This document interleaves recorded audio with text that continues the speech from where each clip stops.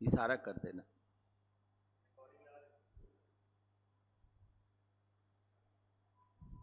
बच्चों, आज हम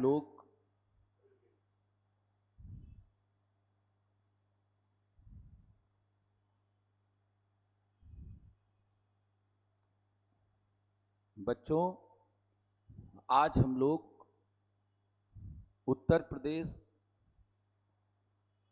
टीजीटी परीक्षा सोशल साइंस की तैयारी शुरू करेंगे। और बच्चों, तैयारी तो कठिन है मगर असंभव नहीं। प्रसिद्ध शायर और कवि दुष्यंत कुमार ने कहा है, कौन कहता है आसमां में सुराख नहीं हो सकता।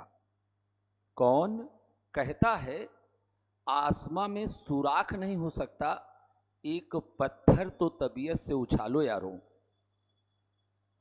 अगर हम लगन और निष्ठा से, कड़ी मेहनत से किसी भी लक्ष्य को पाने का प्रयास करते हैं तो बच्चों हमको सफलता जरूर मिलती है। आज हम लोग सोशल साइंस में मित्रों 4 भाग होते, इतिहास, भूगोल, संविधान और भारतीय अर्थव्यवस्था, अर्थशास्त्र। आज हम लोग 2 विषयों में 2 पाठों की चर्चा करेंगे, संक्षेप में चर्चा करेंगे। और पहला पाठ है इतिहास का और दूसरा पाठ भूगोल का भी एक चर्चा करेंगे। बच्चों, सबसे पहले इतिहास के बारे में चर्चा कर लें। इतिहास जो पुरानी घटनाएं घट चुकी हैं उसको इतिहास कहते हैं। बहुत से लोग इस बात की आलोचना करते हैं कि हम इतिहास को क्यों पढ़ें, मगर इतिहास हमारा बीता हुआ अतीत होता है। इस अतीत में जो हमसे गलतियां हुई वो गलतियां हम ना दोहराएं, इसलिए इतिहास पढ़ें। जो हमारी संस्कृति है, जो हमारी खूबी है, जो हमारी अच्छाई, उसको संजो कर रखें, इसलिए इतिहास पढ़ें। और बच्चों, इसलिए हम लोग इतिहास की शुरुआत करते हैं। और टीजीटी में इतिहास में जो पहला पाठ है, पाठ का नाम है पाषाण काल। मगर पाषाण काल की चर्चा करने से पहले मैं आप लोगों से इस बात की चर्चा करूंगा कि इतिहास कितने प्रकार का होता है। बच्चों, इतिहास को हम लोग 3 भागों में बांटते हैं। सबसे पहले प्राक इतिहास, प्री हिस्ट्री, वह हिस्ट्री जिस काल में मनुष्य को लिपि की जानकारी नहीं थी। दूसरा होता है आद्य इतिहास, प्रोटो हिस्ट्री, जिस काल में मनुष्य को इतिहास की जानकारी तो है मगर उस मनुष्य को लिपि की जानकारी तो है मगर उस लिपि को हम लोग पढ़ नहीं सके। जैसे हड़प्पा संस्कृति, जैसे सिंधु घाटी की संस्कृति। आद्य इतिहास प्रोटो हिस्ट्री का उदाहरण है। और तीसरा बेटा होता है इतिहास। और इतिहास वह काल जिसमें मनुष्य को जानकारी लिपि की थी और उस लिपि को आज हम पढ़ सक रहे हैं। जैसे वैदिक काल, ऋग्वैदिक काल, उत्तर वैदिक काल, बौद्ध काल, मौर्योत्तर काल, ये इतिहास का उदाहरण है, क्योंकि इस काल में लोगों को लिपि की जानकारी थी और उस लिपि को आज हम लोग पढ़ सक रहे हैं। बच्चों, आज हम लोग जो पहला पाठ शुरू करेंगे उसका नाम है पाषाण काल। पहले इस बात की चर्चा करें, स्टोन एज, आखिर हम इसको पाषाण काल क्यों कहते हैं। इसको हम लोग बेटा पाषाण काल इसलिए कहते हैं क्योंकि इस काल में जो भी मनुष्य था उसके जो भी हथियार थे, जो भी उपकरण थे, जो भी घरेलू औजार थे, वो सब पत्थर के थे। और पाषाण काल आज से लगभग 20 लाख साल पहले एक अनुमान के अनुसार धरती पर जो नर वानरगण प्राइमेट थे, प्राइमेट में एक मनुष्य बना, उस मनुष्य का नाम था प्रोटो ऑस्ट्रोलाइड, जो अफ्रीका में हुआ और अफ्रीका में पहला मानव आया, उसी को हम लोग कहते हैं बेटा पाषाण काल। पाषाण काल की शुरुआत हुई और पाषाण काल को हम लोग 3 भागों में बांटते हैं, पूरा पाषाण काल, मध्य पाषाण काल और नव पाषाण काल। फिर पूरा पाषाण काल को हम लोग फिर 3 भागों में बांटते हैं। 20 लाख साल से लेकर आज से लगभग 50,000 साल पहले तक सिर्फ पूरा पाषाण काल था। इस पूरा पाषाण को हम लोग 3 भागों में बांटते हैं, निम्न पूरा पाषाण काल, मध्य पूरा पाषाण काल और उच्च पूरा पाषाण काल। तो मित्रों, ये सबसे पहले पूरा पाषाण काल, और इसके बाद हम लोग देखते हैं ये निम्न पूरा पाषाण काल। क्या बताओ? निम्न पूरा पाषाण काल।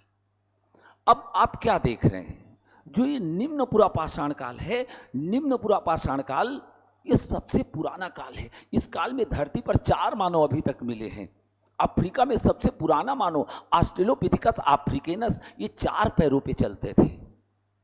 दूसरा मानव चीन में मिला है, पीकिंग मानव, और तीसरा मानव इंडोनेशिया में मिला है, उसको कहते जावा मानव, और चौथा मानव भारत में मिला, उसको कहते रामापिथिकस मानव। शिवालिक पर्वत श्रेणी में मिला। ये किस काल के हैं? पूरा पाषाण काल के हैं, निम्न पूरा पाषाण काल के हैं, निम्न पूरा पाषाण काल के हैं।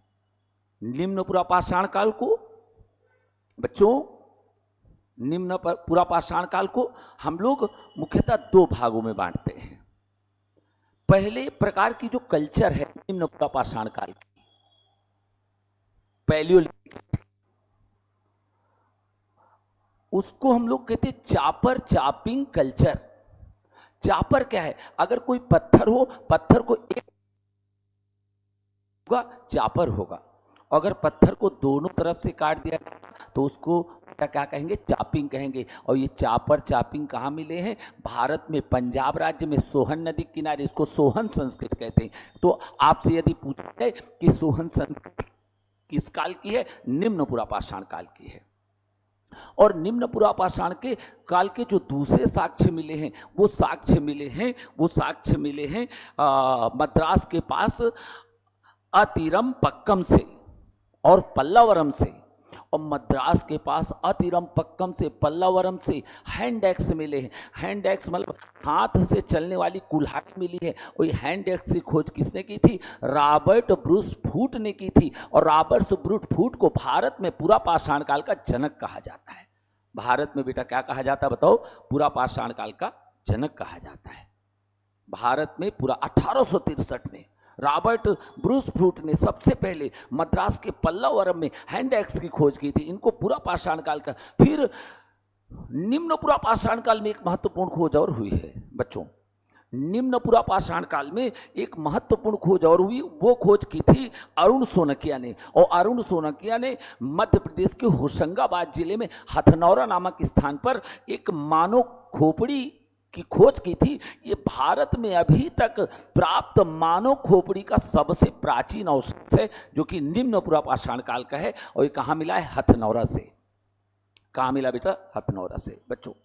फिर तो अभी तक हम लोगों ने चर्चा क्या की? अभी तक हम लोगों ने चर्चा की, पूरा पाषाण काल को हम लोगों ने 3 भागों में बांटा। निम्न पूरा पाषाण काल, मध्य पूरा पाषाण काल और उत्तर पूरा पाषाण काल। तो निम्न पूरा पाषाण काल में बात एक क्लियर हो गई कि निम्न पूरा पाषाण काल की संस्कृति को हम लोग 2 भागों में बांटते हैं। चापर चापिंग संस्कृति, जिसको सोहन संस्कृत कहते हैं, और नंबर 2 हैंड एक्स संस्कृति, जिसको मद्रास संस्कृत कहते हैं। तो आपसे यदि क्वेश्चन पूछा जाए कि निम्न पूरा पाषाण काल के भारत में साक्ष्य कहाँ से मिले हैं? सोहन संस्कृत से मिले हैं। और कहाँ से मिले? मद्रास संस्कृत से मिले हैं। सोहन संस्कृत के किसके साक्ष्य? चापर चापिंग के हैं। और मद्रास संस्कृत से किसके साक्ष्य हैं? यहां पर साक्ष्य मिले हैंड एक्स के, हस्त कुल्हाड़ी के साक्ष्य मिले, हाथ से चले कुल्हाड़ी के। बच्चों, पूरा पाषाण काल का जो दूसरा भाग है उसको हम लोग मध्य पाषाण काल कहते हैं। क्या कहते हैं बताओ? मध्य पाषाण काल। और भारत में मध्य पाषाण काल की खोज हसमुख धीरज लाल संकालिया ने की थी। और मध्य पाषाण काल को हम लोग फलक संस्कृति, क्या कहते हैं बताओ? फलक। अगर कोई पत्थर है, पत्थर को अगर कोई धारदार ऐसे पत्थर को तोड़े और उससे कोई पतला पत्थर नहीं, उसको फलक कहते हैं। और मध्य पूरा पाषाण काल को हम लोग क्या कहते हैं? फलक संस्कृत कहते हैं। क्या कहते हैं बेटा? फलक संस्कृत कहते हैं बच्चों। अब तीसरा जो है उसको हम लोग उच्च पूरा पाषाण काल कहते हैं। क्या कहते हैं बेटा? उच्च पूरा पाषाण काल। अच्छा, जो उच्च पूरा पाषाण काल है ये लगभग आज से 50,000 साल पहले शुरू हुआ। और उच्च पूरा पाषाण काल में 2-3 बड़ी महत्वपूर्ण बातें हुई। और एक महत्वपूर्ण बात हुई उच्च पूरा पाषाण काल में, 2-3 बड़ी महत्वपूर्ण बात हुई। सबसे पहली बात, उच्च पूरा पाषाण काल में मानव ने आग की खोज की। इसके दो प्रकार के सवाल हो सकते हैं। अगर हमसे ये पूछा जाए कि मानव को आग की जानकारी कब हुई, तो पुरा पाषाण काल में हुई। मगर यदि ये पूछे कि निम्न पुरा पाषाण काल में हुई या पुरा पाषाण काल में हुई या उच्च पुरा पाषाण काल में हुई, तो मानव को आग की आज से लगभग 50,000 से 1,00,000 साल पहले उच्च पुरा पाषाण काल में हुई। उच्च पुरा पाषाण काल में अब होमोसेपियंस, ये मानव का थोड़े लक्षण आरंभ हुए। ये बच्चों हम लोगों ने पहला भाग पढ़ा। पहले भाग में हम लोगों ने चर्चा की पुरा पाषाण काल, जिसको 3 भागों में बांटा, निम्न पुरा पाषाण काल, मध्य पुरा पाषाण काल, उच्च पुरा पाषाण काल। और अब हम लोग चर्चा करेंगे मध्य पाषाण काल। पुरा पाषाण काल के 3 भाग थे, निम्न पुरा पाषाण काल, मध्य पुरा पाषाण काल, उच्च पुरा पाषाण काल। और उच्च पुरा पाषाण काल में मनुष्य ने आग की खोज की। अब दूसरा भाग है मध्य पाषाण काल, मेसोलिथिक एज, मध्य पाषाण काल। बच्चों पहले बात समझना, एक मैं उदाहरण द्वारा आपको समझाऊं। अगर रात के बाद हमसे पूछा जाए क्या आता है, तो हम कहते दिन आता है, मगर ये सत्य नहीं है। रात के बाद सवेरा होता है, भोर होती है, और भोर के बाद दिन होता है, और दिन के बाद संध्या होती है, संध्या के बाद रात होती है। तो जैसे दिन और रात के बीच में क्या है, संध्या है, रात और दिन के बीच में क्या है, भोर है। तो वैसे ही भोर क्या है, संक्रमण काल है।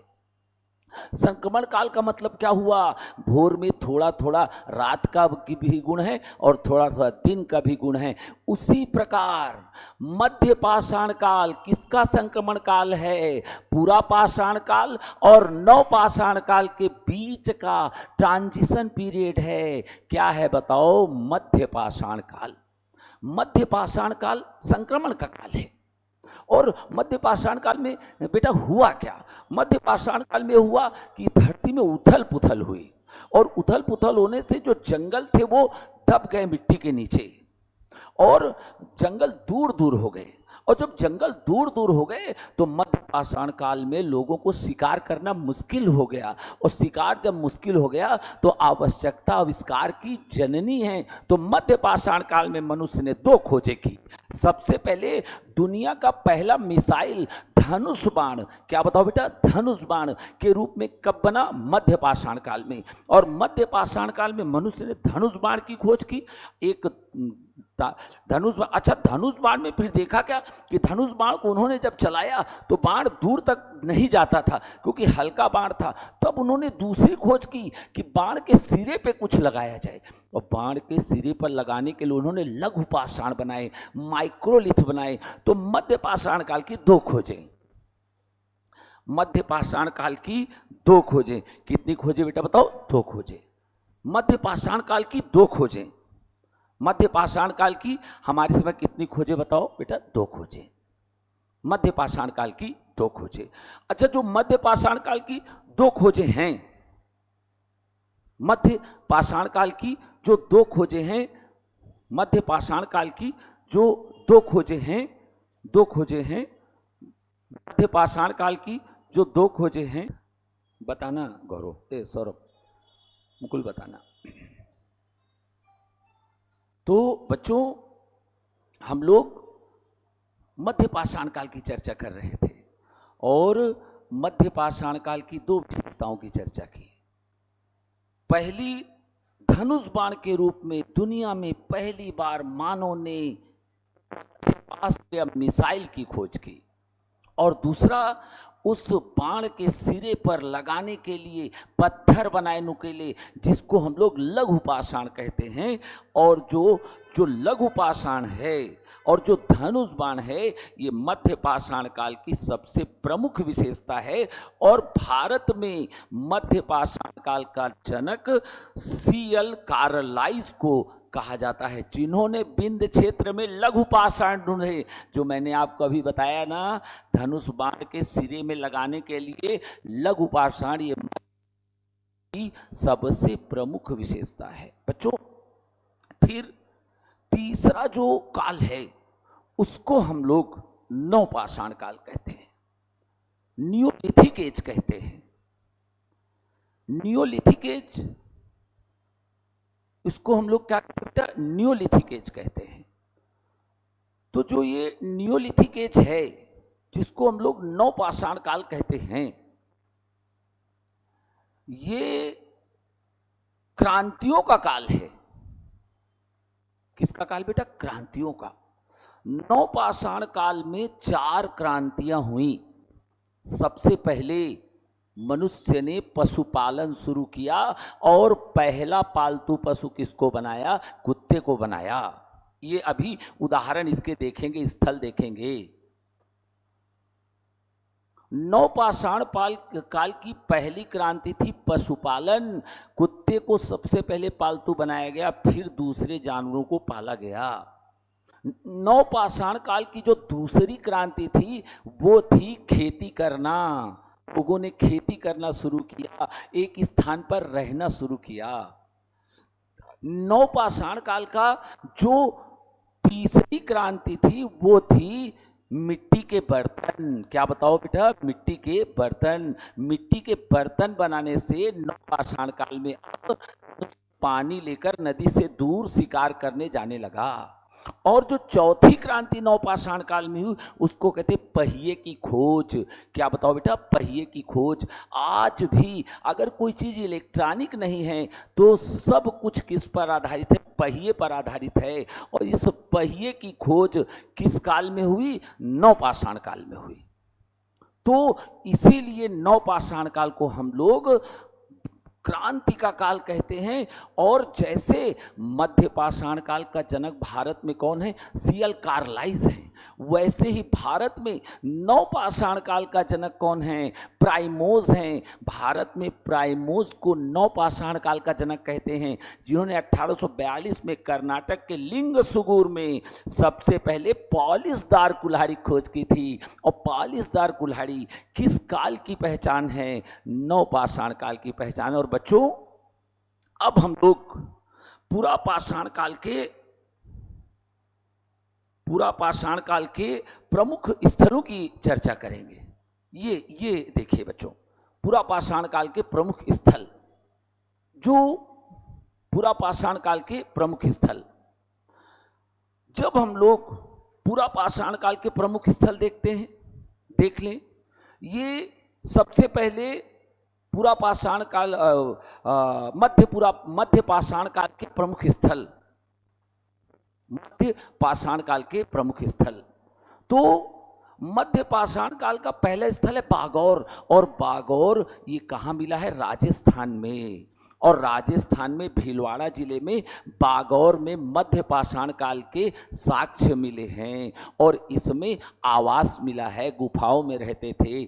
और जो मध्य पाषाण काल का दूसरा साक्ष्य लंघनाज में मिला है। ये लंघनाज कहाँ है? गुजरात में है। और गुजरात में लंघनाज में सांकलिया ने इसकी खोज की थी। यहाँ पर रेत के टीले मिले हैं और रेत के टीले के पास 14 अस्थि कंकाल मिले हैं। और ये लंघनाज मध्य पाषाण काल का स्थल है। कहाँ है? गुजरात में। फिर उसके बाद सराय नहर राय, ये उत्तर प्रदेश में मध्य पाषाण काल का स्तर है।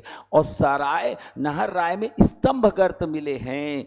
ऐसे गड्ढे जो स्तंभ की तरह गड्ढे, स्तंभ गर्त मिले हैं। और यहाँ पर मृतक संस्कार भी मिले हैं। और सराय नहर राय में जो मृतक संस्कार मिले हैं वो मृतक संस्कार किस रूप में मिले हैं? पूरब से पश्चिम शवों को दफनाया जाता था बच्चों। फिर चौथा जो मध्य पाषाण काल का स्थल है वो महदहा में मिला है। महदहा उत्तर प्रदेश के प्रतापगढ़ जिले में है। और यहाँ पर हड्डी और सींग से बने आभूषण मिले हैं महदहा से। और पांचवा जो मध्य पाषाण काल का स्थल है वो बीरभानपुर से मिला है, पश्चिम बंगाल से मिला है। बीबी लाल ने इसकी खोज की थी। और यहाँ पे भी पत्थर के औजार मिले हैं, आवासीय बस्ती मिली है। और जो छठा स्थल है वो आदमगढ़ से मिला है। और ये आदमगढ़ कहाँ है? मध्य प्रदेश में है। ये होशंगाबाद जिले में स्थित है। और यहाँ पर भी छोटे औजार मिले हैं, शैलाश्रय मिला है, गुफा में पत्थरों में रहने का घर मिला है। और जो 7वां स्थल वो पचमढ़ी है मध्य प्रदेश में। बच्चों इंपॉर्टेंट है, मध्य प्रदेश में जो पचमढ़ी है इसमें 2 प्रसिद्ध गुफाएं मिली हैं जो मध्य पाषाण काल की हैं। एक गुफा का नाम है जम्बू द्वीप रखा गया है और दूसरी गुफा का नाम डोरोथी द्वीप रखा गया है।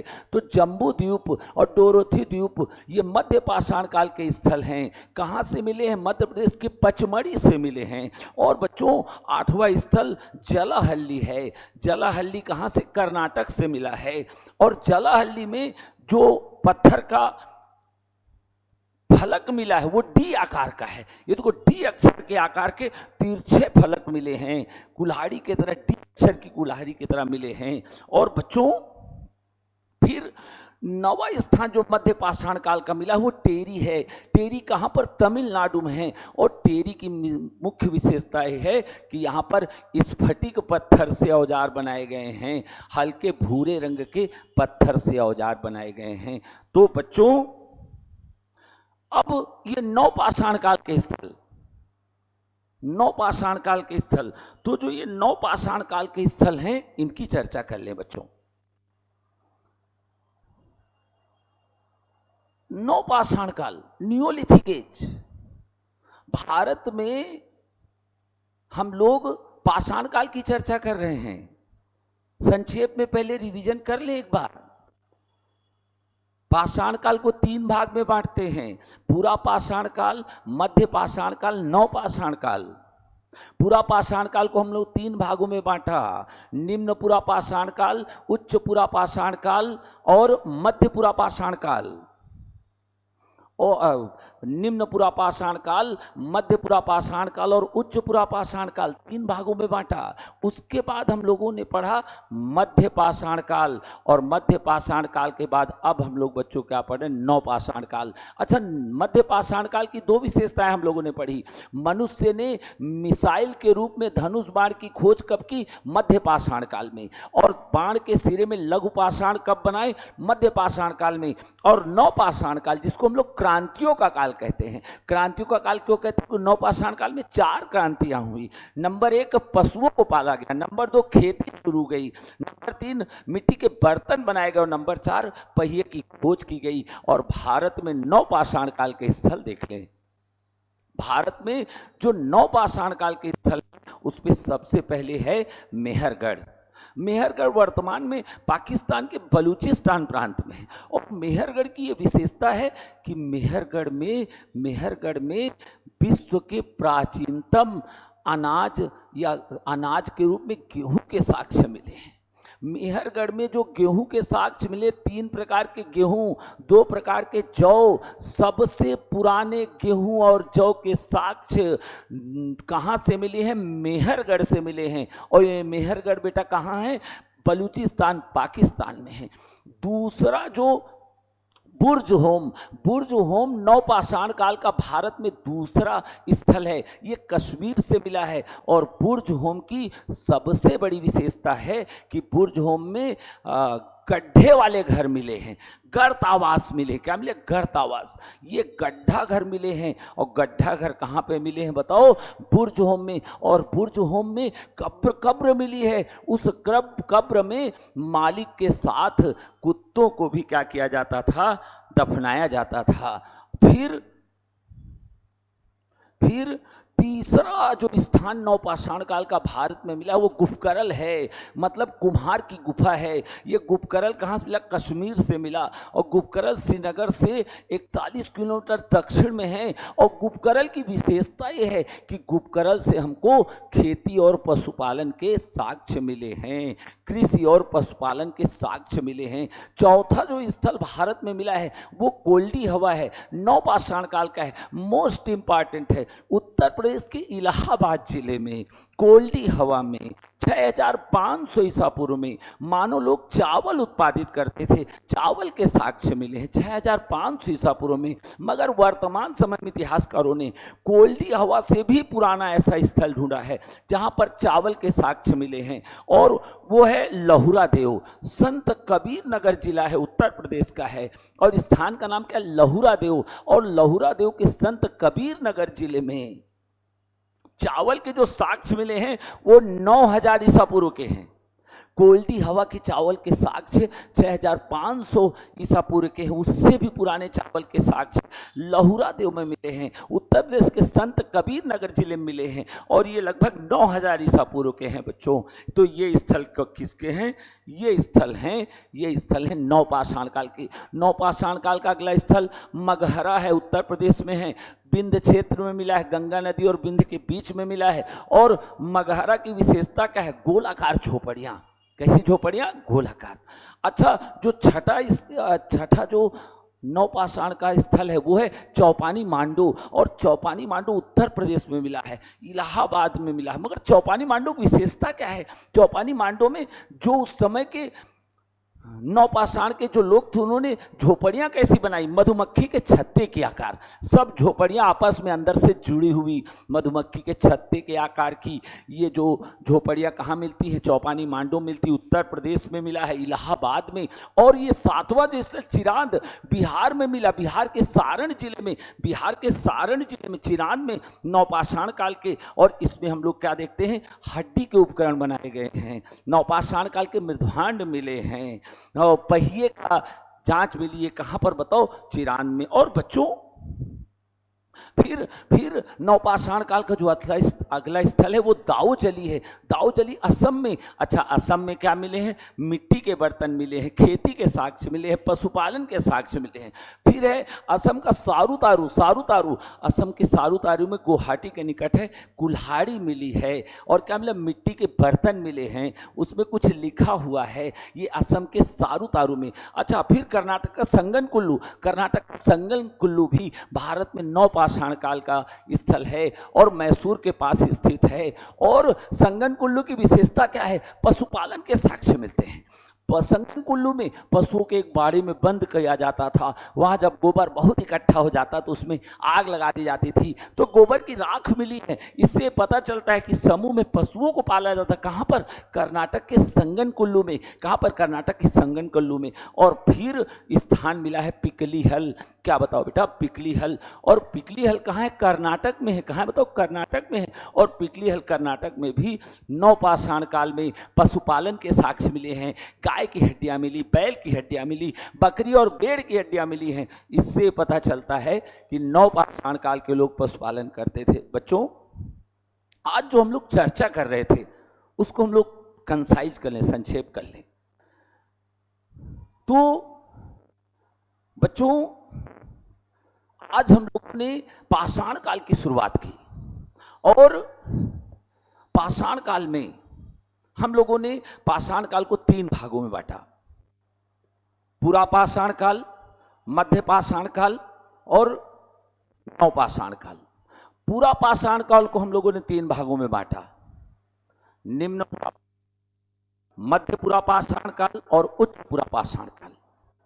जो निम्न पुरापाषाण काल है उसकी संस्कृतियां भारत में है, संक्षेप बता रहा हूं मैं आपको। पहली है सोहन संस्कृति, और सोहन संस्कृति पंजाब में ली है, चापर चापिंग संस्कृत कहते हैं।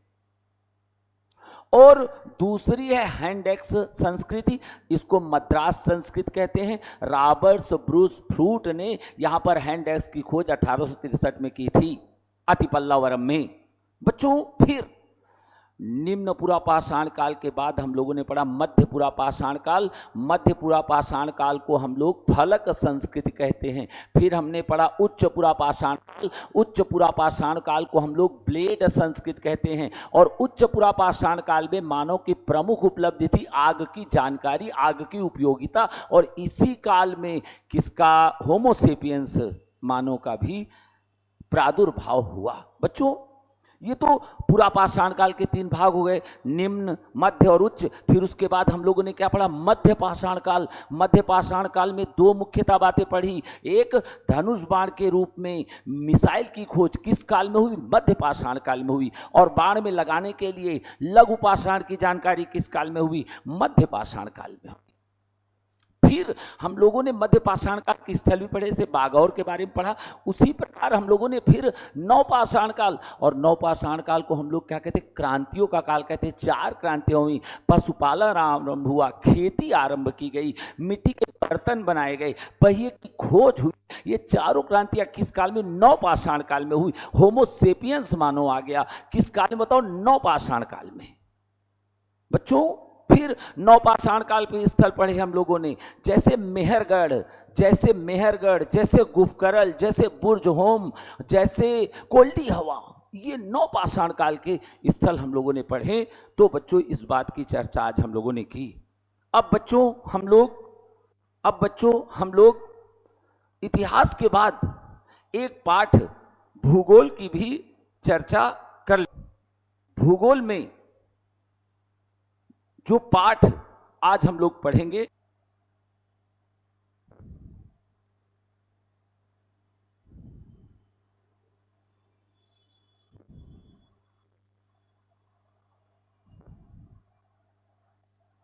तो बच्चों अभी हम लोग इतिहास में पाषाण काल की चर्चा कर रहे थे। आज बच्चों हम लोग भूगोल में भी एक पाठ की चर्चा करेंगे, और भूगोल में एक भाग की चर्चा करेंगे। और जो टीजीटी में भूगोल में है, पर्यावरण के 4 भाग दिए गए हैं बच्चों। तो पर्यावरण के 4 भाग होते हैं, वायुमंडल, स्थलमंडल, जलमंडल और जैवमंडल। आज हम लोग बच्चों पर्यावरण के पहले भाग वायुमंडल की चर्चा करेंगे। जहां पर हम लोग हैं, यहां पर वायु का घेरा है। ये जो एसी और पंखा चलते हैं, इससे जो हमको वायु लगती है, ये क्या है, वायुमंडल है। तो सबसे पहला प्रश्न बच्चों उठता है कि वायुमंडल का संगठन कैसे हुआ है, किन चीजों से वायुमंडल बना है। तो वायुमंडल बच्चों 3 चीजों से बना है। सबसे पहले गैसें, फिर क्या, जलवाष्प, और फिर क्या, धूल और धूल के कण। तो वायुमंडल में जब हम लोग देखते हैं तो वायुमंडल में मुख्यतः 2 गैसें हैं। 78% भाग में क्या है, नाइट्रोजन है। 21% भाग में क्या है, ऑक्सीजन है। और 1% भाग में अन्य गैसें हैं, और उसमें सबसे ज्यादा क्या है, आर्गन है। तो वायुमंडल के संगठन का जो पहला भाग है वो बच्चों क्या है, बताओ, वो क्या है, गैसें। वायुमंडल के संगठन का जो पहला भाग है उसको हम लोग क्या कहते हैं, गैसें। क्या कहते हैं बेटा, गैसें। वायुमंडल के संगठन का जो पहला भाग है उसको हम लोग क्या कहते हैं, गैसें। अच्छा, गैसों के बाद वायुमंडल के संगठन का जो दूसरा भाग, उसको जल वाष्प कहते हैं, वाटर वेपर कहते हैं, जल वाष्प कहते हैं। अच्छा, जल वाष्प कहाँ से आती है, हमारे स्थल मंडल में महासागर हैं, नदियां हैं, झीलें हैं, इनसे जल वाष्प कहाँ जाती है, आसमान में जाती है, वायुमंडल में जाती है। इसी से जल वाष्प से वायुमंडल का संगठन होता है। और वायुमंडल के संगठन में जो तीसरी चीज है वो है धूल और धुएं के कण। तो वायुमंडल का संगठन 3 चीजों से बच्चों हुआ है। और अगर इसको समझना है तो हम बादल से समझ सकते हैं। बादल किसके बने होते हैं, जल वाष्प, धूल और धुएं के कणों के बने होते हैं। जब जल वाष्प में धूल और धुएं के कण चिपक जाते हैं तो क्या बनते हैं, बादल बनते हैं। और बादल चलते किससे हैं, गैसों के चलने से। और गैसें हमेशा किधर से चलती हैं, उच्च वायुदाब से निम्न वायुदाब की ओर। तो एक बात बच्चों सब लोग समझ लो कि वायुमंडल का संगठन 3 चीजों से हुआ है। गैसों, जलवाष्प, धूल और धुएं के कण। और गैसों में मुख्यतः 78% नाइट्रोजन, 21% ऑक्सीजन, 1% में अन्य गैसें होती हैं। जलवाष्प होती है, धूल और धुएं के कण होते हैं और इन्हीं से बादल बनते हैं। तो वायुमंडल के संगठन की चर्चा बच्चों हम लोग कर रहे थे। अब ये वायुमंडल में विभिन्न गैसों की स्थिति दी गई जो अभी मैं चर्चा कर रहा था। Nitrogen 78.84%, oxygen 20.94%, argon most important. अगर ये पूछा जाए वायुमंडल में नाइट्रोजन और ऑक्सीजन के बाद तीसरी सबसे ज्यादा मात्रा में पाई जाने वाली गैस कौन है? आर्गन है। कौन है बताओ? आर्गन है। और लगभग 0.93% आर्गन पाई जाती है। और भी कई गैस, एक गैस और याद रखना इसमें, वो गैस कौन सी है? वो गैस है कार्बन डाइऑक्साइड। कार्बन डाइऑक्साइड हमारे वायुमंडल में देखिए कितनी पाई जाती है? 0। कार्बन डाइऑक्साइड हमारे वायुमंडल में कितनी पाई जाती है? कार्बन डाइऑक्साइड हमारे वायुमंडल में पाई जाती है 0.036%। कहने का मतलब 0.036% ही कार्बन डाइऑक्साइड पाई जाती है। तब भी हम इतनी कम कार्बन डाइऑक्साइड में भी ग्लोबल वार्मिंग का शिकार हो रहे हैं। तो बच्चों, ये हम गैसों के बारे में चर्चा कर रहे थे। फिर बच्चों, अब वायुमंडल के संगठन के बाद हम लोग चर्चा करेंगे वायुमंडल की संरचना। वायुमंडल की संरचना कैसे हुई है? तो वायुमंडल की संरचना विभिन्न परतों से हुई है। और वायुमंडल की जो विभिन्न परतें हैं उसमें पहली परत को कहते हैं क्षोभ मंडल। क्या कहते हैं बेटा? क्षोभ मंडल। तो बच्चों, जो ये क्षोभ मंडल है इसको ट्रोपोस्फियर कहते हैं। और ट्रोपोस्फियर की सबसे बड़ी विशेषता है कि वायुमंडल की जो पहली परत है, इस पहली परत को क्या कहते हैं? क्षोभ मंडल कहते हैं। अंग्रेजी में, इंग्लिश में इसको ट्रोपोस्फियर कहते हैं, परिवर्तन मंडल भी कहते हैं। और वायुमंडल की पहली परत जहां पर हम पढ़ रहे हैं, यहाँ पर एक क्लास गार्ड हो रही है, ये कौन सा मंडल है? क्षोभ मंडल है, ट्रोपोस्फियर है। और इसको परिवर्तन मंडल कहते हैं। अच्छा, परिवर्तन मंडल इसलिए कहते हैं क्योंकि क्षोभ मंडल में मौसम संबंधी परिवर्तन होते रहते हैं। मौसम हमेशा बदलता रहता है, कभी गर्मी, कभी सर्दी, कभी बरसात, इसलिए इसको क्षोभ मंडल या परिवर्तन मंडल कहते हैं। और इसकी ऊंचाई, इसकी जो ऊंचाई, औसत ऊंचाई 12 किलोमीटर होती है। अच्छा, भूमध्य रेखा पर इसकी ऊंचाई 18 किलोमीटर होती है, मगर ध्रुवों पर इसकी ऊंचाई 8 किलोमीटर होती है। और जो दूसरी परत है उसको बच्चों हम लोग कहते हैं क्षोभ सीमा। अच्छा, क्षोभ सीमा क्या है? क्षोभ मंडल के अंतिम भाग को क्षोभ सीमा कहते हैं। और क्षोभ सीमा में मौसम संबंधी घटनाएं बंद हो जाती हैं, ट्रोपोपॉज कहते हैं। और क्षोभ सीमा के बाद जो तीसरा मंडल है उसको हम लोग समताप मंडल कहते हैं, स्ट्रेटोस्फीयर कहते हैं। और समताप मंडल औसतन 32 किलोमीटर की ऊंचाई तक धरती पर है। और समताप मंडल की सबसे बड़ी विशेषता है बच्चों कि समताप मंडल में तापमान समान रहता है। और जब तापमान समान रहता है तो वायुदाब भी समान रहता है। तापमान समान रहने के कारण, वायुदाब समान रहने के कारण समताप मंडल में पवनें नहीं चलती, आंधियां नहीं चलती। और तापमान समान रहता है, तूफान आने की गुंजाइश नहीं होती। इसीलिए जब जेट हवाई जहाज़ों को दूर की यात्रा करनी होती है तो जेट हवाई जहाज हमेशा किस मंडल में उड़ते हैं? समताप मंडल में उड़ते हैं, स्ट्रेटोस्फीयर में उड़ते हैं। और समताप मंडल के बाद चौथी जो परत है उसको हम लोग ओजोन मंडल कहते हैं, ओजोनोस्फीयर कहते हैं। और ओजोन मंडल समताप मंडल का ही हिस्सा है। समताप मंडल के ऊपर 30 किलोमीटर से लेकर 60 किलोमीटर तक ऑक्सीजन का अपर रूप ओजोन गैस पाई जाती है। और ओजोन मंडल बहुत ही महत्वपूर्ण है क्योंकि ओजोन मंडल जो है सूर्य से आने वाली पराबैंगनी किरणों को रोक लेता है, इसके हानिकारक प्रभाव से हमको बचाता है। मगर वर्तमान समय में बच्चों ओजोन परत में क्षय हो रहा है। और जो ओजोन परत में क्षय हो रहा है इसका कारण क्या है? फ्रिज और एसी से निकलने वाली क्लोरोफ्लोरोकार्बन गैसें। तो तीन परतों की चर्चा हम लोगों ने की। सबसे पहले बच्चों हम लोग किसकी चर्चा किए? क्षोभ मंडल। फिर चर्चा किसकी की? क्षोभ सीमा। फिर चर्चा किसकी की? समताप मंडल। और फिर चर्चा किसकी की? ओजोन मंडल। और ओजोन मंडल के बाद ही आयन मंडल लिखा है बच्चों। मगर एक बात की चर्चा मैं आपसे और कर लूं, ओजोन मंडल के बाद और आयन मंडल से पहले एक और मंडल है, उसको कहते हैं मध्य मंडल। ओजोन मंडल और आयन मंडल के बीच के भाग को मध्य मंडल कहते हैं, मीसोस्फीयर कहते हैं। और मध्य मंडल की तीन विशेषताएं हैं। वायुमंडल का न्यूनतम तापमान -55 डिग्री सेल्सियस मध्य मंडल में पाया जाता है। और मध्य मंडल की दूसरी विशेषता यह है कि मध्य मंडल में उल्का पिंडों के जलने की घटना होती है। जो रात में आप देखते हो तारे टूटते हैं, ये तारे किस मंडल में टूटते हैं? मध्य मंडल में टूटते हैं, मेसोस्फीयर में टूटते हैं। और मध्य मंडल की तीसरी विशेषता होती है व्युत्क्रम तापमान, रेसिप्रोकल टेम्परेचर। इसका क्या अर्थ हुआ?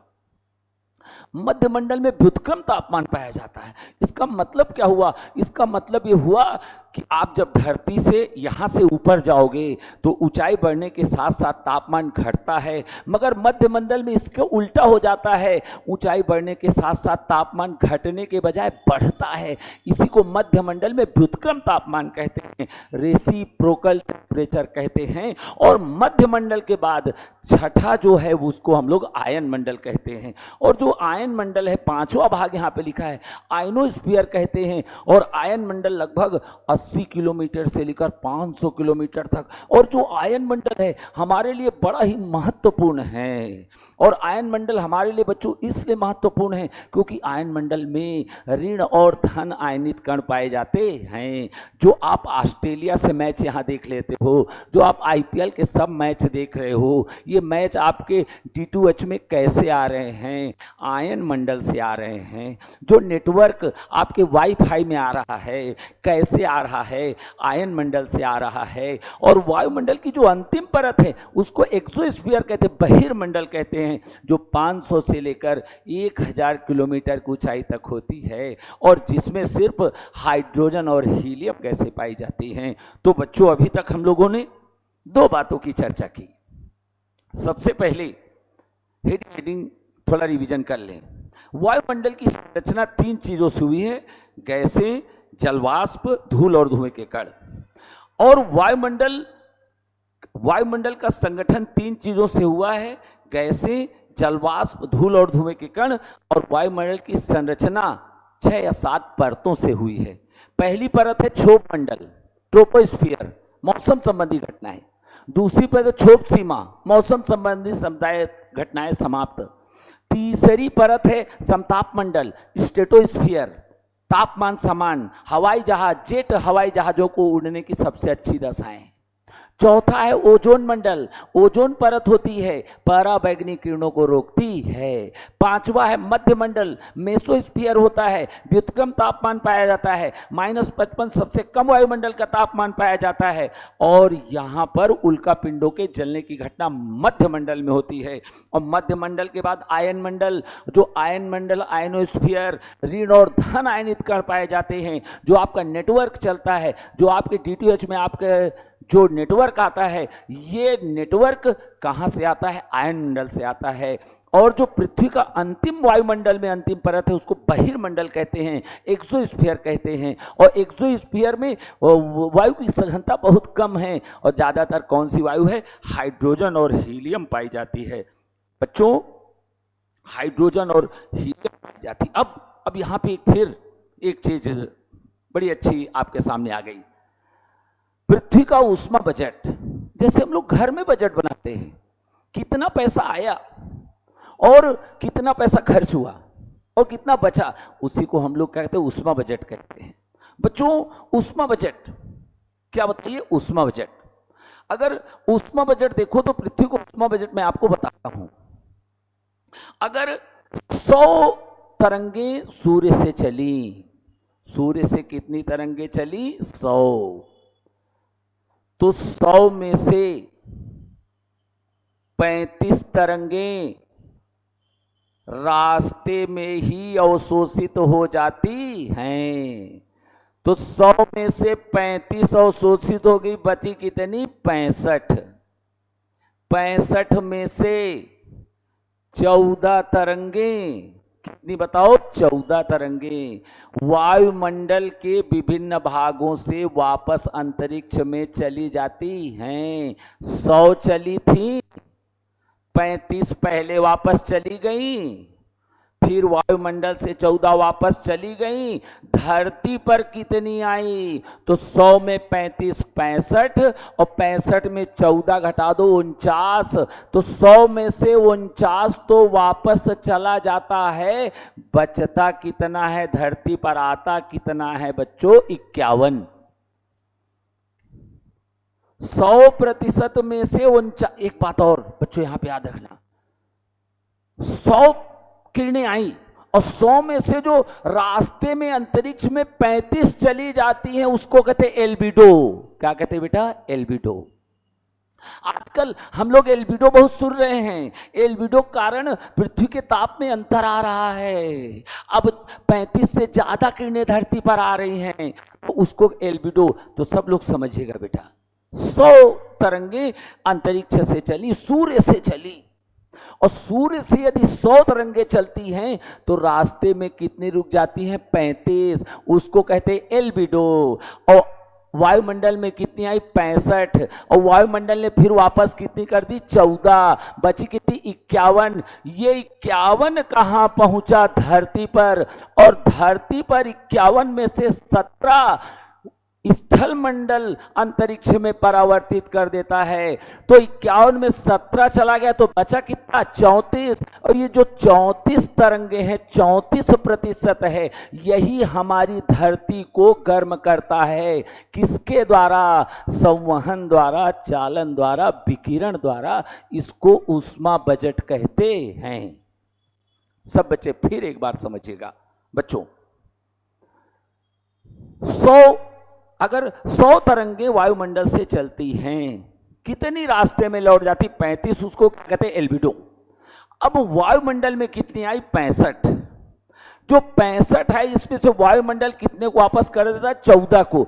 अब बची कितनी? 51। और ये 51 तरंगे कहाँ आती? धरती पर आती हैं। तो धरती इसमें से 14 तरंगों को कहाँ कर देती है? वापस। 17 तरंगों को कहाँ कर देती? वापस कर देती है अंतरिक्ष में। तो 51 में 17 चली गई तो कितनी तरंगे इस धरती को गर्म करती हैं? 34 तरंगे। तो बताओ पृथ्वी का ऊष्मा बजट 100 में से कितना हुआ? 34 हुआ।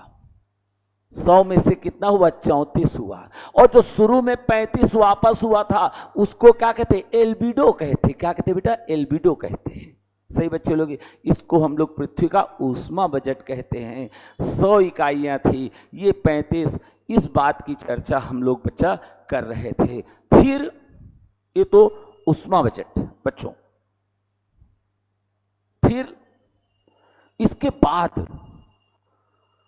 अभी तक हम लोगों ने अब 3 विषय वस्तुओं की टॉपिक की चर्चा की। सबसे पहले हम लोगों ने वायुमंडल के संगठन, गैसें, जलवाष्प, धूल और धुएं के कणों से होता है। फिर हम लोगों ने पढ़ा वायुमंडल की विभिन्न परतें, संरचना। उसमें हम लोगों ने क्षोभ मंडल, क्षोभ सीमा, समताप मंडल, ओजोन मंडल, मध्य मंडल, आयन मंडल और बहिर्मंडल की चर्चा की। और फिर हम लोगों ने क्या की? पृथ्वी का ऊष्मा बजट। क्या वो बताओ? पृथ्वी का ऊष्मा बजट। तो पृथ्वी का ऊष्मा बजट है कितना? 34 है। चलती कितनी किरणें? 100 चलती हैं। 100 में से 35 वापस होती है अंतरिक्ष, उनको एल्बिडो कहते हैं। आई 65 वायुमंडल में आई, 14 फिर वापस हो गई। पृथ्वी पर 51 है, 51 में 17 फिर वापस हो गई। तो पृथ्वी का बजट कितना? 34 का। तो बताओ पृथ्वी का ऊष्मा बजट कितना है? 34% है। अब बच्चों इसके बाद हम लोग पढ़ेंगे तापमान का प्रादेशिक वितरण। तापमान का प्रादेशिक वितरण बच्चों। तो जो तापमान का प्रादेशिक वितरण है, ये बात समझो, धरती पर, पृथ्वी पर जो तापमान है और जो तापमान का प्रादेशिक वितरण है, अगर हम देखें तो पूरी धरती पर एक समान तापमान नहीं रहता। कहीं पर तापमान कम होता है और कहीं पर तापमान ज़्यादा होता है, कहीं बहुत कम बहुत ज़्यादा होता है। और पृथ्वी में तापमान के वितरण को हम लोग तीन भागों में बांटते। कितने भागों में? तीन। नंबर एक, उष्ण ताप कटिबंध, जिसको हम लोग ट्रॉपिकल जोन कहते। क्या कहते हैं बताओ? ट्रॉपिकल जोन, उष्ण ताप कटिबंध। और जो दूसरा ताप कटिबंध है उसको हम लोग कहते हैं शीतोष्ण ताप कटिबंध। और जो तीसरा ताप कटिबंध है उसको हम लोग कहते हैं शीत ताप कटिबंध। तो जो ये उष्ण ताप कटिबंध है जिसको हम लोग ट्रॉपिकल जोन कहते हैं, भूमध्य रेखा से लेकर कर्क रेखा तक और भूमध्य रेखा से लेकर मकर रेखा तक, ये कौन सा ताप कटिबंध होता है? उष्ण ताप कटिबंध होता है। यहाँ पर साल भर गर्मी पड़ती है। 0 अंश से लेकर 23.5 अंश उत्तर और 0 अंश से लेकर 23.5 अंश दक्षिण। कौन सा कटिबंध? उष्ण ताप कटिबंध होता है। और यहाँ पर बच्चों साल भर गर्मी पड़ती है। और जो दूसरा ताप कटिबंध है उसको हम लोग शीतोष्ण ताप कटिबंध कहते हैं, टेम्परेट जोन कहते हैं। शीतोष्ण ताप कटिबंध दोनों गोलार्धों में 23.5 अंश से लेकर 66.5 अंश और 23.5 अंश से लेकर 66.5 अंश, उत्तरी गोलार्ध में भी और दक्षिणी गोलार्ध में भी। और इसको शीतोष्ण ताप कटिबंध क्यों कहते हैं? क्योंकि इसमें सर्दी और गर्मी दोनों पड़ती है। सर्दी की भी ऋतु होगी और गर्मी की भी ऋतु होगी, उसको शीतोष्ण ताप कटिबंध कहते हैं। और बच्चों जो तीसरा ताप कटिबंध है उसको हम लोग शीत ताप कटिबंध कहते हैं, फ्रिगिड जोन कहते हैं। और शीत ताप कटिबंध दोनों गोलार्धों में 66.5 से लेकर 90 अंश उत्तरी गोलार्ध में और 66.5 से लेकर 90 अंश दक्षिणी गोलार्ध में, इसको हम लोग शीत ताप कटिबंध कहते हैं। यहाँ ग्रीष्म ऋतु नहीं पाई जाती है, यहाँ सिर्फ शीत ऋतु पाई जाती है। और शीत ताप कटिबंध में ध्रुवों में 6 महीने के दिन और 6 महीने की रातें होती हैं। इस बात की चर्चा हम लोग बच्चों वायुमंडल में कर रहे हैं। फिर अभी तक हम लोगों ने क्या चर्चा की? सबसे पहले हम लोगों ने चर्चा की वायुमंडल का संगठन, फिर हम लोगों ने चर्चा की वायुमंडल की संरचना, फिर हम लोगों ने चर्चा की फिर हम लोगों ने चर्चा की वायुमंडल में तापमान का वितरण, और तापमान के वितरण को 3 भागों में बांटा। ऊष्म ताप कटिबंध, उष्ण ताप कटिबंध, शीतोष्ण ताप कटिबंध और शीत ताप कटिबंध। अब बच्चों जो हम लोग अगला टॉपिक आज पढ़ेंगे वायुमंडल में है वो है तापीय विलोमता की दशाएं। अच्छा, तापीय विलोमता की दशाएं क्या हैं, मैं आपको संक्षेप में समझाऊं। नियम क्या कहता है? नियम कहता है ऊंचाई बढ़ने के साथ साथ क्या होगा? तापमान घटेगा। अच्छा, इसका उल्टा हो जाए, नीचे तापमान ज्यादा हो और ऊपर तापमान कम हो तो इसको तापीय विलोमता कहते हैं। ये बात आप समझे कि नहीं समझे?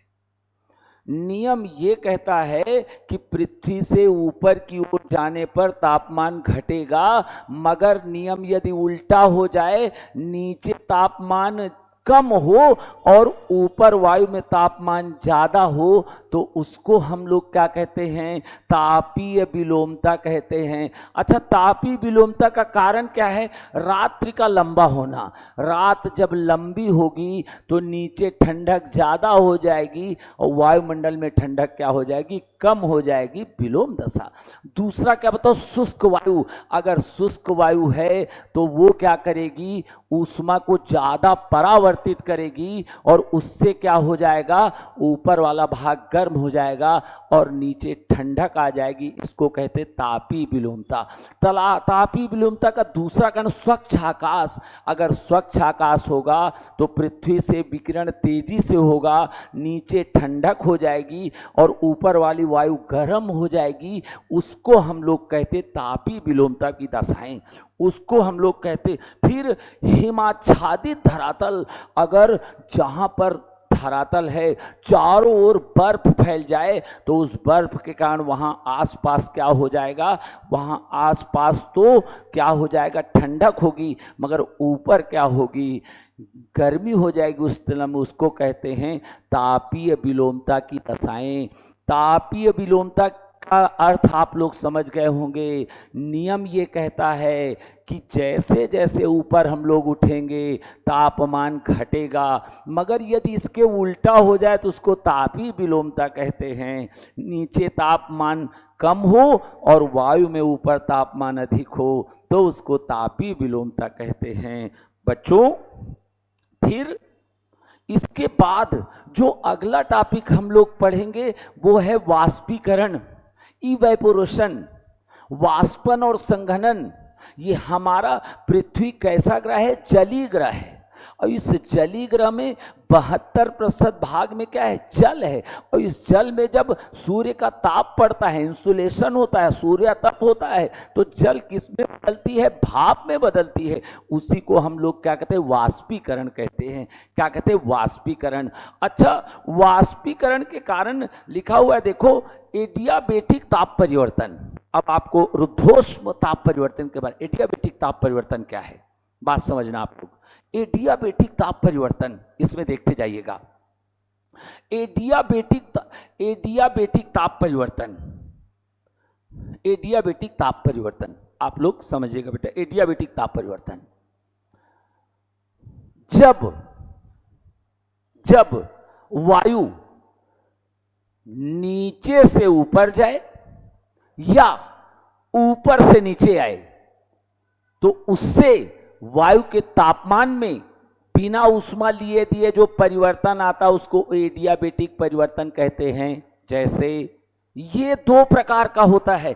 कितने प्रकार का? दो प्रकार का। एक होता है ड्राई एडियाबेटिक चेंज और दूसरा होता है wet adiabatic change. Dry adiabatic change आप समझना, मान लो नीचे जो वायु है वो ड्राई है, शुष्क है, सूखी है, और जब ये ऊपर जाएगी तो ऊपर जाने से 1000 मीटर की ऊंचाई पर तापमान कितना कम हो जाएगा? 10 डिग्री सेल्सियस तापमान अपने आप कम हो जाएगा, क्योंकि ऊपर से वो ठंडी होते जाएगी। अब आप बताइएगा मुझे, एडियाबेटिक ताप क्या है? रुद्धोष्म ताप क्या है? यहां पे समझ के चलिएगा आप लोग। रुद्धोष्म ताप क्या है? एडियाबेटिक ताप क्या है? वायु, शुष्क वायु, जब एडियाबेटिक ताप दो प्रकार का, एक है ड्राई और दूसरा है वेट। शुष्क रुद्धोष्म परिवर्तन। अच्छा, शुष्क क्या है? मान लो नीचे जो वायु है इसमें जलवाष्प बिल्कुल नहीं है, जब ये ऊपर उठेगी तो ये कितने डिग्री? 1000 मीटर की ऊंचाई पर 10 डिग्री सेल्सियस तापमान इसका कम हो जाएगा। अच्छा, दूसरा एडियाबेटिक तापमान क्या है? आर्द्र एडियाबेटिक, वेट एडियाबेटिक। ये कहाँ होता? ऊपर। ऊपर अगर वायु में जलवाष्प है और ऊपर से वायु नीचे की ओर बैठेगी, तो जब नीचे की ओर बैठेगी तो 1000 मीटर नीचे आने पर उसका तापमान कितना कम हो जाएगा? 6 डिग्री सेल्सियस कम हो जाएगा। इसको हम लोग एडियाबेटिक तापमान कहते हैं। एडियाबेटिक तापमान रुद्धोष्म तापमान से तात्पर्य है वायु अगर नीचे से ऊपर जाएगी 1000 मीटर में 10 डिग्री सेल्सियस तापमान कम हो जाएगा। जैसे यहाँ पर 20 है तो 1000 मीटर जाने पर 10 ही रह जाएगा। दूसरा प्रकार है वेट एडियाबेटिक तापमान, आर्द्र रुद्धोष्म तापमान। ऊपर यदि आर्द्रता है या नीचे आर्द्रता है, इस आर्द्रता के बाद ये वायु यदि ऊपर जाएगी तो इसका तापमान 1000 मीटर जाने पर 6 डिग्री सेल्सियस कम हो जाएगा। इसको एडियाबेटिक तापमान कहते हैं। और तीसरा है पर्यावरणीय ताप पतन की दर। ये क्या बताता है? ये बताता है सहज नियम को। जब आप जमीन से ऊपर की ओर जाएंगे तो तापमान लगातार कम होता जाएगा। और पर्यावरणीय ताप पतन दर क्या कहती है कि 1000 मीटर की ऊंचाई में तापमान कितना कम होगा? 6.5 डिग्री सेल्सियस कम होगा। इसको हम लोग पर्यावरणीय ताप पतन की दर कहते हैं। बच्चों, आप लोग एडियाबेटिक ताप परिवर्तन भी समझ गए होंगे। अब इसके बाद हेडिंग पड़ी है संघनन और संघनन के विभिन्न रूप। मैं ही लिख देता हूं। संघनन क्या है? वाष्पन, कंडेंसेशन।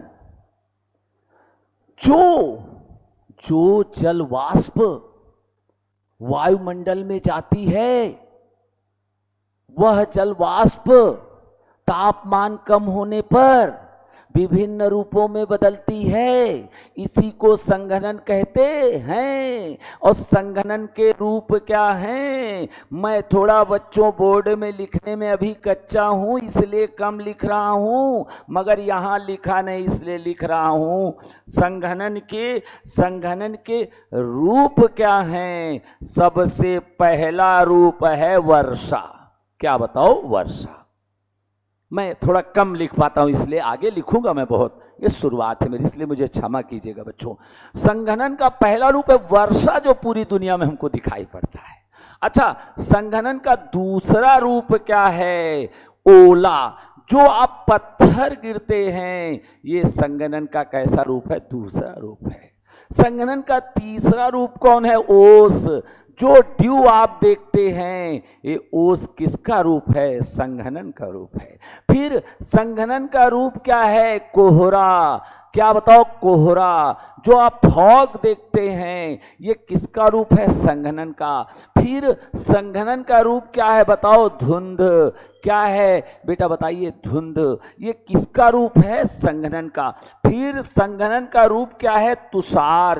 क्या बताओ? तुषार, जिसको हम लोग हिमपात कहते हैं, ये किसके रूप हैं? संघनन के रूप हैं। मगर संघनन का सबसे लोकप्रिय रूप कौन सा है? तो वो है बेटा वर्षा। क्या है? बताओ? वर्षा।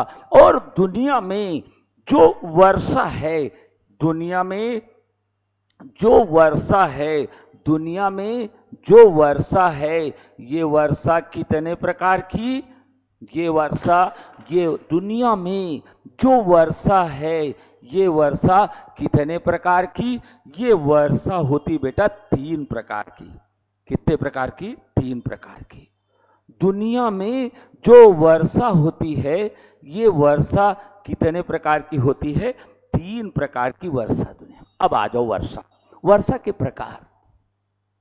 जो संघनन जल की बूंदों के रूप में होता है, उसको वर्षा कहते हैं। और दुनिया में वर्षा 3 प्रकार की। नंबर 1 संवहनी वर्षा, नंबर 1 पर्वतीय वर्षा, नंबर 2 संवहनी वर्षा, और नंबर 3 चक्रवाती वर्षा। पर्वतीय वर्षा भारत में हमारे कैसी वर्षा होती? पर्वतीय वर्षा होती है। ग्रीष्म ऋतु में मई जून जुलाई में स्थल का तापमान निम्न, स्थल का वायुदाब निम्न हो जाता है, सागर का वायुदाब उच्च हो जाता है। उच्च वायुदाब से मानसूनी पवनें स्थल के निम्न वायुदाब की ओर आती हैं और हिमालय पर्वत से टकराकर भारत में वर्षा करती हैं, इसीलिए इसको पर्वतीय वर्षा कहते हैं। और भारत में 95% वर्षा कैसी होती है? पर्वतीय वर्षा होती है। और पर्वतीय वर्षा की एक विशेषता और होती है कि पर्वतीय वर्षा, मान लो सामने पर्वत से टकराई तो यहाँ पर पर्वतीय वर्षा हुई, मगर पर्वत के पीछे बहुत कम वर्षा होती है। उसको हम लोग क्या कहते हैं? उसको हम लोग क्या कहते हैं? जहाँ पर बहुत कम वर्षा होती है, उस जैसे उदाहरण देख ले मुंबई में तो बहुत अधिक वर्षा होती है, मगर सह्याद्री पर्वत के उस पार पूना में वर्षा बहुत कम होती है। ऐसा भी किस वर्षा में होता है? पर्वतीय वर्षा में होता है। और बच्चों, जो दूसरे प्रकार की वर्षा है उसको संवहनी वर्षा कहते हैं। ये जो कन्वेक्शनल वर्षा है, संवहनी वर्षा है, ये भूमध्य रेखीय क्षेत्रों में होती है।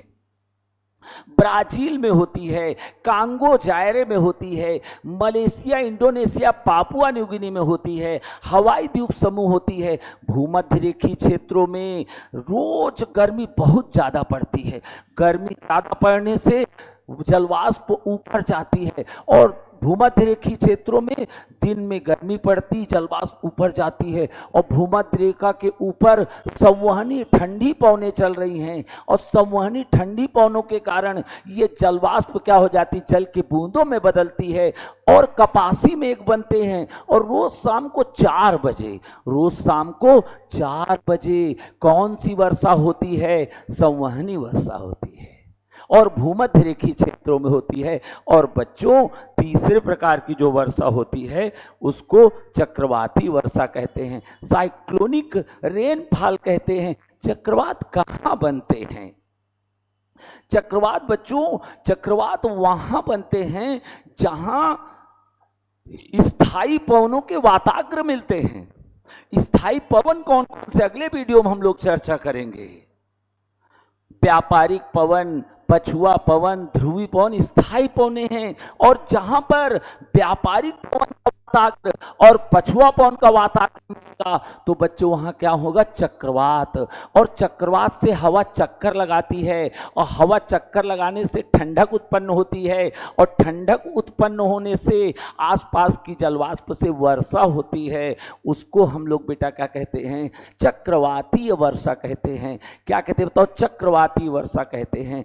और चक्रवाती वर्षा कहाँ होगी, कर्क रेखा के आसपास होगी, मकर रेखा के आसपास होगी। ऐसी चक्रवाती वर्षा चीन में होती है जिसको वहाँ टाइफून कहते हैं। ऐसी चक्रवाती वर्षा अमेरिका में होती है जहाँ उसको टार्नेडो कहते हैं। ऐसी चक्रवाती वर्षा वेस्ट इंडीज में होती है, मैक्सिको के आसपास होती है जहाँ उसको हरिकेन कहते हैं। और ऐसी चक्रवाती वर्षा अर्जेंटीना के आसपास भी होती है जहां उसको वीरासेन कहते हैं। और ऐसी चक्रवाती वर्षा 23.5 मकर रेखा ऑस्ट्रेलिया में होती है, वहां उसको विली विली कहते हैं। क्या कहते हैं बेटा, विली विली कहते हैं। तो आज हम लोगों ने चर्चा क्या की, आज हम लोगों ने बच्चों 2 पाठों की चर्चा की। पहले हम लोगों ने बच्चों पूरा पाषाण काल की चर्चा की, पाषाण काल की, और फिर हम लोगों ने वायुमंडल की। अगले उसमें वीडियो में हम लोग इसी के आगे बढ़ेंगे। बच्चों ये मेरा पहला प्रयास था, मुझे इस बोर्ड पे पढ़ाने की ज़्यादा आदत नहीं है, तब भी आगे मैं कोशिश करूंगा अपनी कमियों को दूर करने का। अब पाठ हम लोगों ने पढ़े, मैं ये देखना चाहता हूं आपने ध्यान से सुना, तो आप मुझे ये बताइए, इसमें प्रश्नों के उत्तर आप बताइएगा, प्रश्नों के उत्तर आप लोग बताइएगा और नहीं तो मैं टिक करते जाऊंगा। ये देखो पहला सवाल जो आपके सामने आया है, भारत में प्रागैतिहासिक काल के जनक कहे जाते हैं। पहला है सर जॉन मार्शल, दूसरा है रॉबर्ट ब्रूस फूट, तीसरा है मार्टिन व्हीलर, चौथा है MS वेल्स। आप में से ज्यादातर लोग जो शुरू से सुन रहे आराम से बता लेंगे। और बच्चों इसका उत्तर अगर अब आप लोग बता चुके तो मैं भी टिक करता हूं, इसका उत्तर होगा रॉबर्ट ब्रूस फूट। हम लोगों ने शुरू में क्या पढ़ा, जो निम्न पुरा पाषाण काल है, निम्न पुरा पाषाण काल में मद्रास में हैंड एक्स की खोज किसने की थी, 1863 में रॉबर्ट ब्रूस फूट ने की थी। और इसीलिए इनको भारत में पूरा पाषाण काल का जनक कहा जाता है, प्रागैतिहासिक काल का जनक कहा जाता है, प्री हिस्ट्री का जनक कहा जाता है। और बच्चों जो दूसरा सवाल है आपके सामने, अब दूसरा सवाल आ रहा है, जो दूसरा सवाल आपके सामने है वो आ रहा है बच्चों। और जो दूसरा सवाल है वो है बच्चों, जो दूसरा सवाल है वो है आपके सामने अब आ गया। मैं थोड़ा सा, आप देखिए, निम्न पुरा पाषाण काल में मानव द्वारा प्रयुक्त होने वाला इनमें से कौन सा हथियार नहीं है, उपकरण नहीं है निम्न पुरा पाषाण काल में? चापर है या नहीं बताइए? है। चापिंग है या नहीं बताइए? है। तो बताओ चापर चापिंग कौन सी संस्कृति है? सोहन संस्कृति है। पंचवी निम्न पूर्वापाषाण काल में मिले हैं। फिर बताओ हैंड एक्स मिला कि नहीं मिला निम्न पूर्वापाषाण काल में? मिला है। तो पहला, दूसरा, तीसरा विकल्प कौन सही? चौथा ब्लेड। अच्छा यहां पे फिर आपको मैं बता दूं, चर्चा कर लूं। निम्न पूर्वापाषाण काल में चापर चापिंग हैंड एक्स मिले हैं। मध्य पूर्वापाषाण काल में फलक मिले, फलक, और उच्च पूर्वापाषाण काल में ब्लेड मिले हैं। तो ये चौथा विकल्प गलत है। अन्य तीन का प्रयोग निम्न पूर्वापाषाण काल में होता था। और बच्चों तीसरा सवाल आपके सामने आ गया, आप लोग सोच के बताना। लघु पाषाण माइक्रोलिथ किस काल के औजार हैं? आराम से आप सोचिए। उत्तर है, देखिए विकल्प हैं, पूरा पाषाण काल, मध्य पाषाण काल, नव पाषाण काल, ताम्र पाषाण काल। आराम से याद कीजिए। मैंने आपको क्या कहा, इसका उत्तर क्या होगा? इसका उत्तर होगा, अब आप बोल चुके, इसमें बोलो मध्य पाषाण काल। मध्य पाषाण काल में मानव ने दो खोजें की। मिसाइल के रूप में धनुष बाण बनाया और बाण के सिरे में लगाने के लिए क्या बनाया? लघु पाषाण। तो इसका उत्तर बी होगा। मध्य पाषाण काल में लघु पाषाण माइक्रोलिथ का प्रयोग मनुष्य करता था। बच्चों जो चौथा सवाल है, नव पाषाण काल में खेती के प्राचीनतम साक्ष्य कहां से मिले? ये भी हम लोगों ने चर्चा की। नवपाषाण काल के स्थल आपको बता रहा था, थोड़ा जल्दी में बता गया होऊंगा, क्षमा कीजिएगा, मुझे इसका अनुभव कम है, आगे मैं सुधार करूंगा, गुणवत्ता पे और कोशिश करूंगा। अच्छा ये देखिए, मेहरगढ़ दिया हुआ है, बुर्ज होम दिया हुआ है, गुफकरल दिया हुआ है, चिरांद दिया हुआ है, और खेती के साक्ष्य कहां से मिले हैं? मेहरगढ़ से मिले हैं। 3 प्रकार के गेहूं, 2 प्रकार के जौ, दुनिया में सबसे प्राचीनतम गेहूं और जौ के खेती के साक्ष्य कहां से मिले हैं? मेहरगढ़ से मिले हैं। मेहरगढ़ कहां है? पाकिस्तान के बलूचिस्तान प्रांत में है। अगला सवाल, अगला सवाल बच्चों आ गया आपके सामने, बहुत सुंदर सवाल। नवपाषाण काल, नवपाषाण कालीन स्थल कोल्टी हवा उत्तर प्रदेश के किस जिले में स्थित है? अच्छा कोल्डी हवा पढ़ा क्यों हम लोगों ने? हम लोगों ने अभी पढ़ा कि कोल्डी हवा में 6500 ईसा पूर्व की चावल की भूसी मिली है। अच्छा ये कोल्डी हवा किस जिले में है? गोरखपुर में है, इलाहाबाद में है, जौनपुर में है, देवरिया में है। तो उत्तर आपने बोल दिया, समय मिल गया, उत्तर सही है इलाहाबाद। मगर यहीं पे एक चीज और पढ़ी, अगर कोल्डी हवा में 6500 ईसा पूर्व के चावल के साक्ष्य मिले हैं तो संत कबीर नगर का कौन से स्थल है बताओ? लहुरा देव। और लहुरा देव में 9000 ईसा पूर्व के चावल के साक्ष्य मिले, जो हम लोगों ने पढ़ा। बच्चों अगला सवाल जो आपके सामने आ रहा है वो भूगोल से आ गया, तो बहुत सरल सवाल। हम लोगों ने शुरुआत इसी से की। वायुमंडल का संगठन होता है किससे? गैसों से, जलवाष्प से, धूल कणों से, या उपरोक्त सभी से? बोलिए बोलिए, ज्यादातर बच्चे बोल रहे हैं उपरोक्त सभी से। तो बताओ गैसें 78%, नाइट्रोजन 21%, ऑक्सीजन। तो बताओ आर्गन कितने प्रतिशत? बताइए बताइए बताइए। 0.95%। अच्छा बताओ कार्बन डाइऑक्साइड कितने प्रतिशत? बताइए बताइए बताइए। 0.037% कार्बन डाइऑक्साइड है, फिर भी पृथ्वी के तापमान को बढ़ा रही है। उत्तर इसका कौन सा होगा? उपरोक्त सभी। उत्तर बेटा कौन सा होगा बताओ? उपरोक्त सभी। अगला सवाल, क्या बात है, वायुमंडल की किस परत में मौसम संबंधी घटनाएं घटित होती हैं? मौसम संबंधी घटनाएं उष्मा मंडल में, थर्मोस्फीयर में, आयनोस्फीयर में, ट्रोपोस्फीयर में, एक्सोस्फीयर में। आपने उत्तर बताने का समय मिल गया। क्या पढ़ा हम लोगों ने? शुरुआत क्या की थी? धरती में जो पहली परत है उसको हम लोग क्या कहते हैं? क्षोभ मंडल कहते हैं, परिवर्तन मंडल कहते हैं। और परिवर्तन मंडल क्यों कहते हैं? क्योंकि मौसम संबंधी घटनाएं होती हैं। तो उत्तर सी होगा, क्षोभ मंडल में मौसम संबंधी घटनाएं होती हैं। बच्चों फिर ये तो सबसे सरल, थोड़ा मैं जल्दी बता गया। यहाँ पे फिर पृथ्वी को कितने ताप कटिबंधों में बांटा जाता है? उत्तर बताइए। 7, 3, 4, 5। ज्यादातर बच्चे बोल रहे हैं क्या बताओ, 3। कितने ताप कटिबंध? 3। उष्ण ताप कटिबंध, शीतोष्ण ताप कटिबंध, शीत ताप कटिबंध। क्या? अच्छा, यहाँ पे एक और, पृथ्वी को कितने वायु ताप कटिबंधों में बांटा जाता है? अगर पूछा तो 7। कितने वायु ताप? 7। और ताप कटिबंध पूछे कितने? 3। बहुत सुंदर बच्चों, बहुत सुंदर, बहुत गजब किया आप लोगों ने। अगला सवाल, सूर्य की वह उष्मा जो वायुमंडल को गर्म नहीं कर पाती बल्कि शून्य में वापस लौट जाती, क्या कहलाती है? आप आराम से सोच के बताइए, बताइए। अभी मैंने बताया वायुमंडल को गर्म नहीं कर पाती, वापस लौट जाती है, उसको क्या कहते हैं? विकल्प देख लो, अल्निनो, लालिनो, रेडिएशन, एल्बिडो। क्या बताया? उत्तर एकदम सही आपने बताया, एल्बिडो। मैंने क्या बताया आपको? अगर 100 तरंगे चलती हैं तो रास्ते में कितनी वापस? 35। जो 35 तरंगे रास्ते में वापस होती हैं, इसी को हम लोग कहते हैं एल्बिडो कहते हैं। क्या कहते हैं बच्चों? एल्बिडो कहते हैं। और एल्बिडो धरती के तापमान को प्रभावित करता है। तो ये बताओ, जो धरती को गर्म नहीं कर पाती वापस चली जाती हैं, ऐसी सूर्य किरणों क्या कहते हैं? एल्बिडो कहते हैं।